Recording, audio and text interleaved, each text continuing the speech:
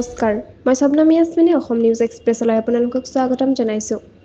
আজিৰ মুখ্য বাতৰি। পেহেলগাম আক্ৰমণৰ পাছত সংসদৰ বিশেষ অধিৱেশন আহ্বানৰ দাবী, প্ৰধানমন্ত্ৰীলৈ ৰাহুল গান্ধী, মল্লিকাৰ্জুন খাৰ্গেৰ পত্ৰ। 2025 চনৰ 22 এপ্ৰিল, পহলগাম, জম্মু কাশ্মীৰ। এক ভয়ংকৰ সন্ত্ৰাসবাদী আক্ৰমণে কঁপাই তুলিছে সমগ্ৰ দেশ। এই আক্ৰমণত প্ৰাণ হেৰুৱাইছে 26 জন সাধাৰণ নাগৰিকে, যাৰ ভিতৰত বেছি সংখ্যক আছিল পৰ্যটক। পুলৱামা আক্ৰমণৰ পিছত এইটো সবাতোকৈ ডাঙৰ আক্ৰমণ বুলি বিবেচিত হৈছে। এই ভয়ংকৰ ঘটনাৰ প্ৰতি প্ৰতিবাদ আৰু গভীৰ শোক প্ৰকাশ কৰি কংগ্ৰেছৰ নেতা ৰাহুল গান্ধী আৰু দলৰ সভাপতি মল্লিকাৰ্জুন খৰ্গে প্ৰধানমন্ত্ৰী নৰেন্দ্ৰ মোদীলৈ এখন গুৰুত্বপূৰ্ণ পত্ৰ প্ৰেৰণ কৰিছে। এই পত্ৰৰ জৰিয়তে তেওঁলোকে সংসদৰ দুয়োখন সদনৰ এখন বিশেষ অধিৱেশন অতি সোনকালে আহ্বান কৰাৰ দাবী জনাইছে।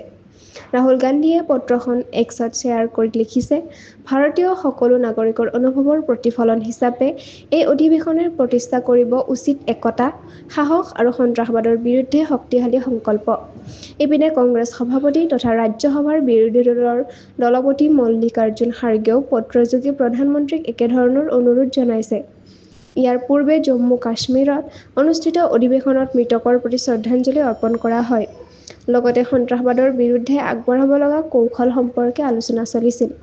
ভাৰত চৰকাৰে ইতিমধ্যে সন্ত্ৰাসবাদৰ বিৰুদ্ধে কঠোৰ পদক্ষেপ গ্ৰহণ কৰিছে।